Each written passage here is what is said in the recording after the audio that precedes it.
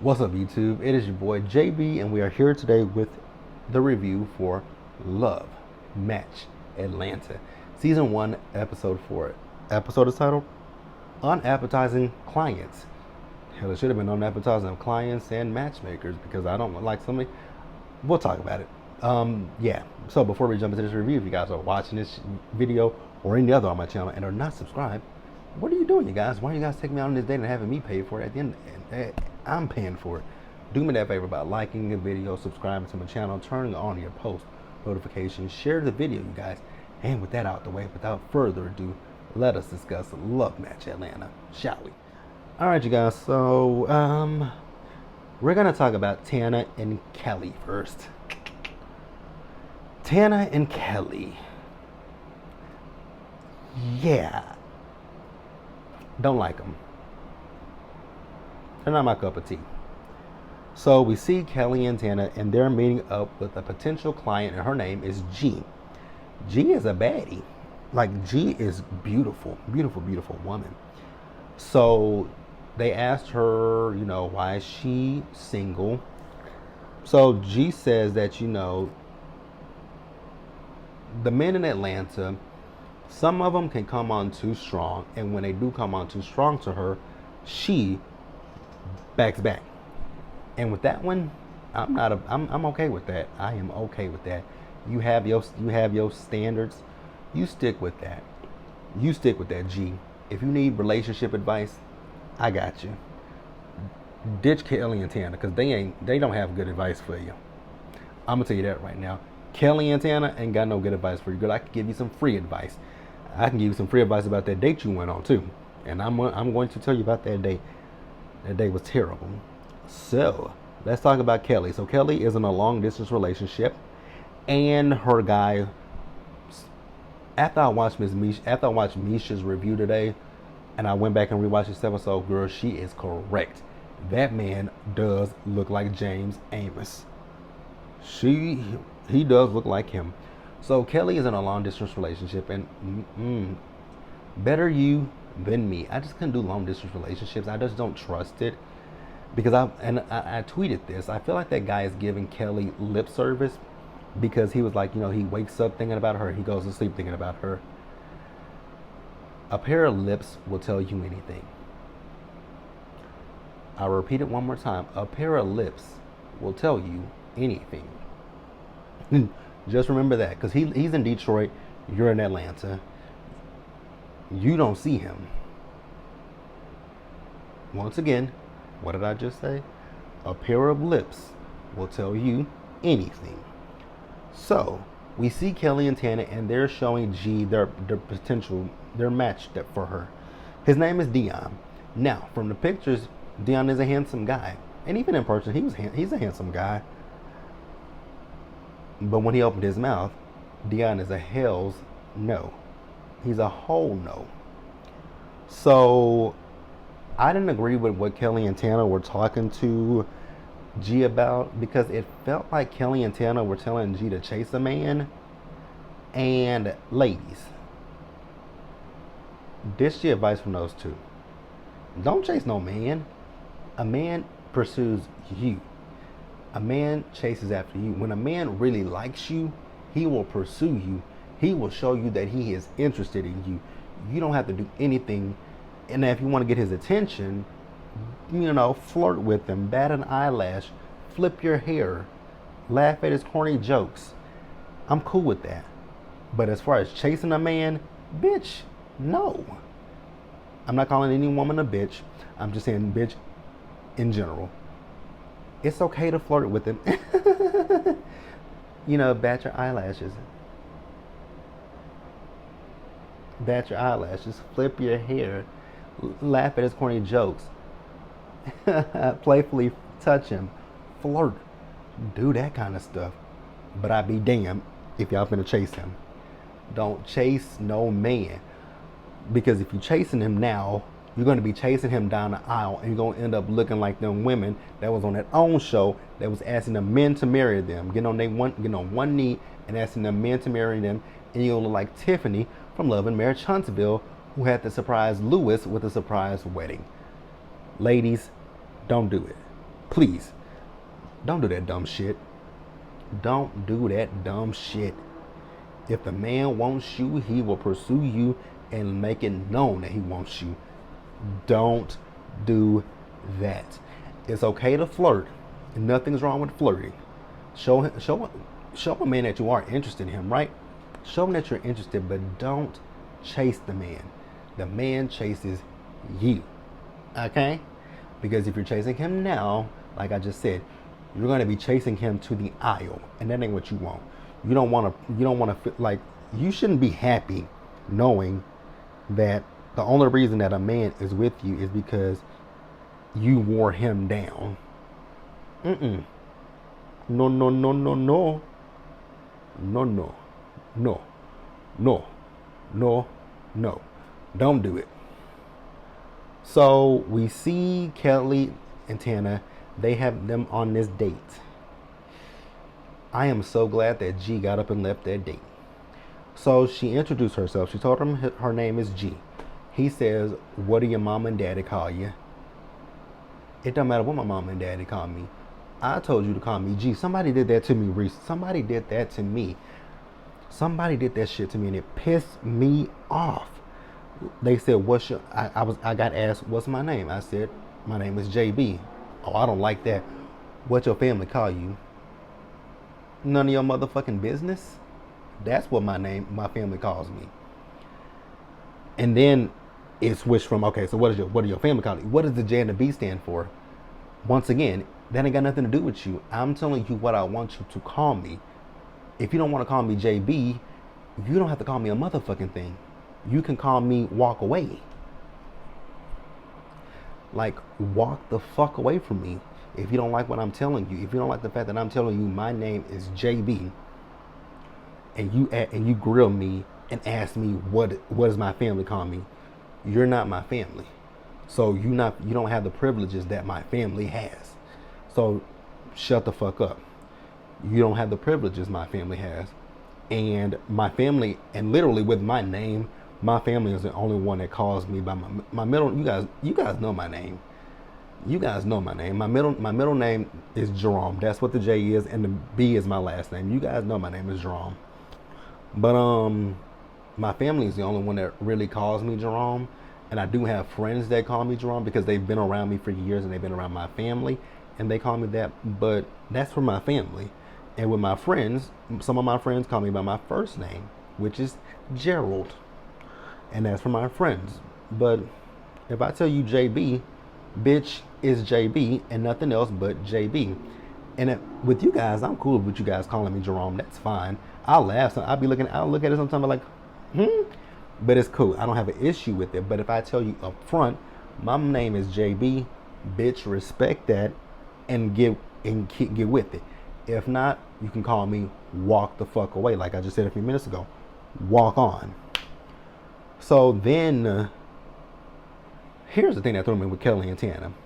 So he has some kind of a outreach program or a business for young boys, and she got a young boy. I was like, is that the reason why y'all matched them together? It's sounding very much so like what they do on Married at First Sight. Oh, you're Asian, let's put together. You're black, together. White, together. Girl, what the fuck? You know what? Ms. G, ask Kelly and Tana for a refund. Ask them for a refund. They couldn't match me with a dog. They couldn't match me with a dog. They couldn't match me with a cat. They couldn't match me with a mother thing. I would ask Kelly and Tana for my goddamn money back. And then when she even talked to Kelly and Tana about this date with the man, they seemed like they were offended. No. Oh God. Then when she got a salad and he said don't eat the onions because he don't want to talk to her with tart breath. Bitch, I would have ate every onion on that motherfucker. And I would have asked him to bring me some extra fucking onions just so I can chomp down on them hoes in your motherfucking face. See, Miss G is not as petty as my black ass is. Miss G was better than me because Miss G got up and left. She said, I'm going to take this to go. I would have been the petty motherfucker to say, Waiter, hi. So can I pay for some extra onions on my salad? How much is it? Okay, bring them on. Bring them. And then when they brought them, I would have dumped them all on that salad. And I would have ate them all in his face. Don't eat the onions, because he not. Nigga, you don't have to eat the onions. I don't give a goddamn what you do. You don't dictate to me. Like, Uno. Uno. No, no, no, no, no, no, no, no, no, no, no. We're going to pause here, you guys, and move forward. You guys, let's talk about Joseph. Joseph. I try not to be too shady towards you, but yeah, I gotta be shady. So, you're at the gym working out with your brother. You look the exact same in your picture before and now. Only difference is you didn't have the man boobs. That's the only difference, is the man boobs. So his brother is married, and Joseph is talking about the fact that, he is thinking about marrying Paris. Okay. Okay. Now, Joseph was married before. Would have never guessed it. And Joseph has a 13-year-old son. Would have never guessed that either. Try not to be shady. Try not to be shady. Try not to be shady. So, Joseph, him and Paris. Oh, God, Paris is like a shadow. So, they were going to be matching a 33-year-old minister who just moved out his mama's basement and he's a virgin. I don't even I don't care that he's a virgin or a minister. What threw me was the fact that he was 33 years old and he just moved out of his mama's house. Say what?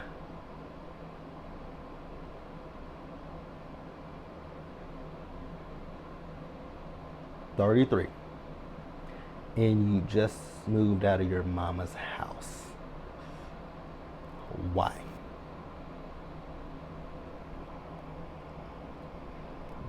That's kind of scary. You sound like Winter's ex-husband on Love and Marriage GC.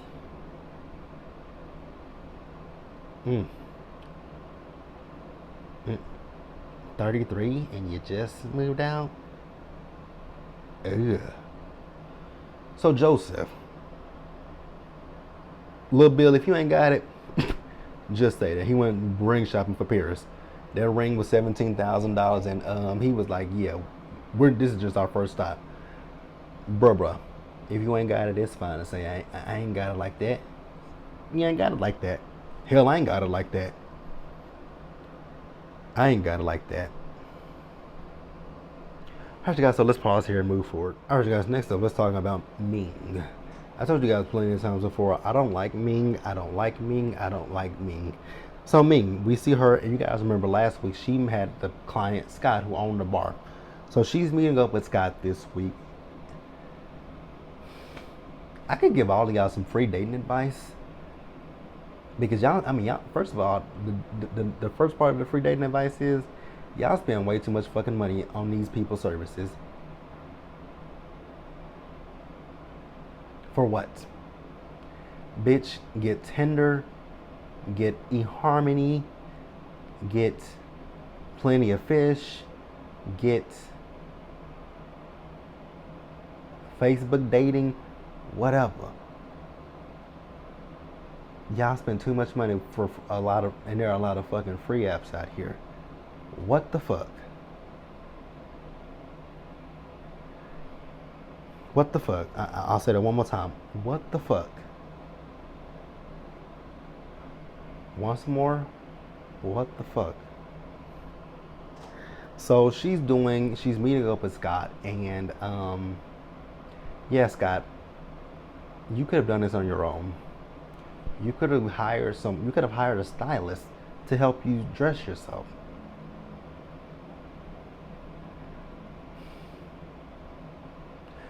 You don't have any friends, women, men. You don't have anyone that's stylish that could help you out with your clothing. Okay, I guess. Yeah, no. No, but Ming tells him she got a match for him. So we see Ming with her assistant, and they're looking for a space for her party. Ming, are you, are you, are you mentally developed? Are you mentally a little developed? Because what the fuck are you talking about? You sitting there talking about the fact that you didn't invite Shay to your party because she brings drama. You must be blind or you must be deaf. One of the two. Because Shay hasn't brought any drama. The one that you say that is not a hater, aka Paris, Paris was rude and kicked y'all out of that party. Well, kicked them out of the party. Kelly and Tana are the two who got up and fucked up Joseph's event. But you got an issue with Shay. You saying she's drama, but you invited Lamont, who's messy. And I told Lamont this on Twitter last night. He's a little messy, but he's a good messy. So I don't have an issue with it. But you invite Lamont, you invite Kelly, you invite Tana, you invited Paris, but Shay is a drama. Okay, I guess maybe we see drama in different ways. I don't know. So Ming had this client Gina who was going out on a date with Scott. So Gina is telling Ming about the date with Scott. They started out really good until the end. So Scott got a call about his work, and it was an emergency, so he had to leave. And there's absolutely nothing wrong with that. But how he ended that date, that was rude and disrespectful. When you're on a date with someone, and if an emergency comes up, family or work, you say, hey, I'm so sorry. I am having fun on this date, but at this point, I have to cut this date a little short because something just came up at work or something came up at home. But I would love to have a rank. Can we do a rank check? And if the woman or man says yes, you say, okay, cool. Let me escort you to your car. That's how you end a date. You walk your date out to the car. He didn't do that. So Ming is talking to him. He's telling her what happened with the date, but then she busts his bum and said, but you left her. He said, yeah, I did. Something that came up at work. But he said he wants to apologize to her. He called her. He apologized to her. It is what it is. I don't give a damn. I do want to say one thing about Ming. When she was talking about her husband, she couldn't even muster up a tear. I really do wonder if we see that she's married, but are y'all going through a divorce? Are y'all separated? It's very much giving separated or divorced. One of the two. But like I said, I don't really give a fuck. Let's pause here, move forward, and wrap up the episode. Shay. So we see Shay. Shay is meeting with a new potential client. Her name is Angela. Angela. She's a beautiful woman. Angela needs extensive therapy. That's all I gotta say. Angela's talking about the fact that men in Atlanta, they just see her, she's beautiful, and they want to dive into her words, not mine, Lucy. I don't know why you call your vagina Lucy, but you call your vagina Lucy. So she said she had a bad experience with a guy where I guess they must have went out on a date once before, and then after that he wanted to cook for her. She went to his house and he assaulted her. I am so sorry that happened to you. I really am.